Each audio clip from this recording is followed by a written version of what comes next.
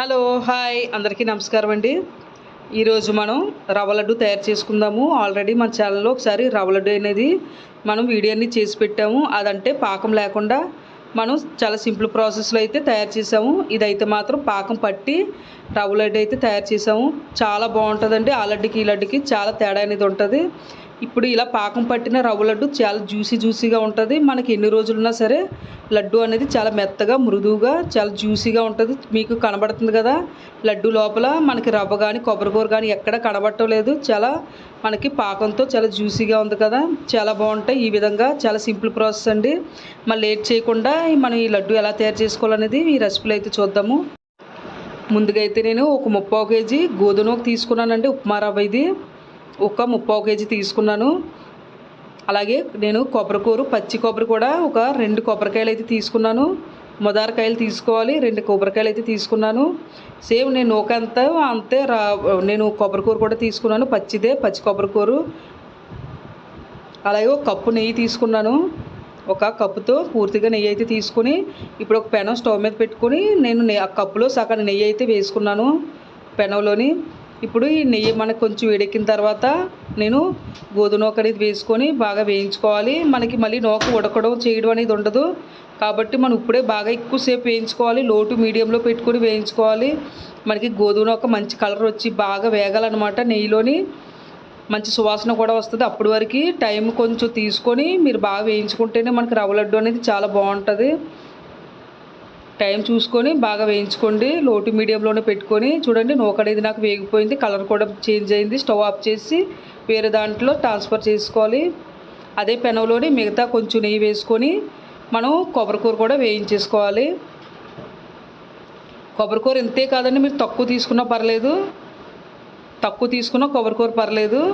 ఇప్పుడు కొబ్బరికూర కూడా మొత్తం డ్రైగా అయిపోవాలన్నమాట. ఎక్కడ తడి చెమ్మ లేకుండా ఈ నేతిలోని ఈ కొబ్బరికూర అనేది బాగా ఇలాగ వేయించుకోవాలి. లో టు మీడియంలోనే పెట్టుకోండి, లేకపోతే అడుగు పట్టేస్తుంది కొబ్బరికూర. లో టు మీడియంలో పెట్టుకొని బాగా వేయించుకోవాలి. చూడండి కొబ్బరికూర అనేది వేగిపోయింది.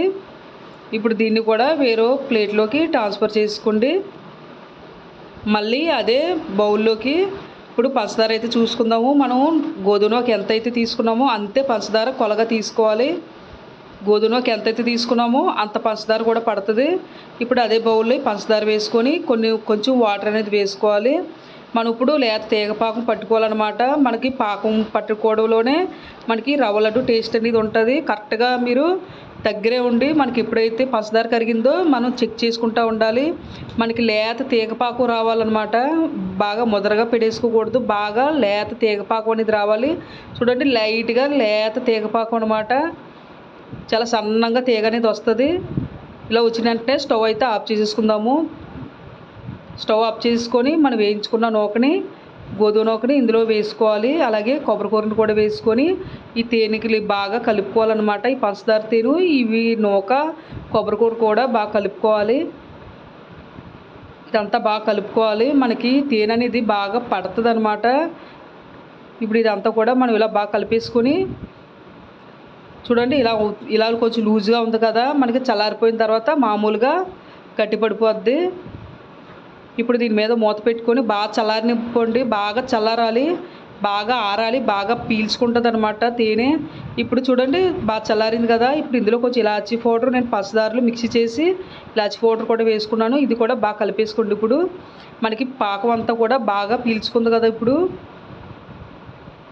ఇలా చేసుకున్నప్పుడు మనకి చాలా టేస్ట్గా అనేది ఉంటుందండి. నూక కానీ కొబ్బరికూర కానీ పైకి ఎక్కడ కూడా మనకు కనిపించకుండా ఉంటుంది. ఇప్పుడు లైట్గా చేతికి నెయ్యి చేసుకొని ఇలా లడ్డూలా చుట్టుకోండి. ఫస్ట్ మనకి లడ్డు మెత్తగా ఉన్న ఆరిన కొద్దీ లడ్డు అనేది ఇలా పర్ఫెక్ట్గా అనేది వస్తుంది. మీకు ఎన్ని రోజులు ఉన్న లడ్డు అనేది చాలా మృదువుగా మంచి టేస్టీగా జ్యూసీగా ఉంటుందండి. మనం మామూలుగా పంచదార కలుపుకున్న దానికి పాకం పట్టుకున్న దానికి తేడా అయితే ఉంటుంది. చాలా సాఫ్ట్గా అనేది ఉంటాయి. చూసారా ఎంత బాగున్నాయో రవ్వ లడ్డూలు. చూస్తే తెలుస్తుంది కదా, చాలా జ్యూసీగా ఉన్నాయి కదా, చాలా సాఫ్ట్గా ఉన్నాయి. నేను బాగా ఆరిన తర్వాత చూపిస్తున్నాను లడ్డూల్ని. ఇలా ఎన్ని రోజులున్నా సరే మనకి లడ్డు అనేది పాడవద్దు. ఎందుకంటే ఇందులో మనం పాలు కూడా కలపలేదు. మనం పట్టుకున్న పాకాన్ని బట్టి మనకి లడ్డూలు అనేవి తయారవుతాయి అన్నమాట. లేత పాకం పట్టుకుంటే మన లడ్డూలు చాలా పర్ఫెక్ట్గా చాలా మెత్తగా ఎంత జ్యూసీగా ఉంటాయి. కంపల్సరీగా ట్రై చేయండి ఈ విధంగా కూడా. మరి ఈ రెసిపీ మీకు నచ్చితే లైక్ చేయండి, షేర్ చేయండి, సబ్స్క్రైబ్ చేసుకోండి నా ఛానల్ని. కంపల్సరీగా ట్రై చేయండి. మీకంటే ఎలా వచ్చిందో నా కామెంట్ సెక్షన్లో కామెంట్ అయితే పెట్టండి.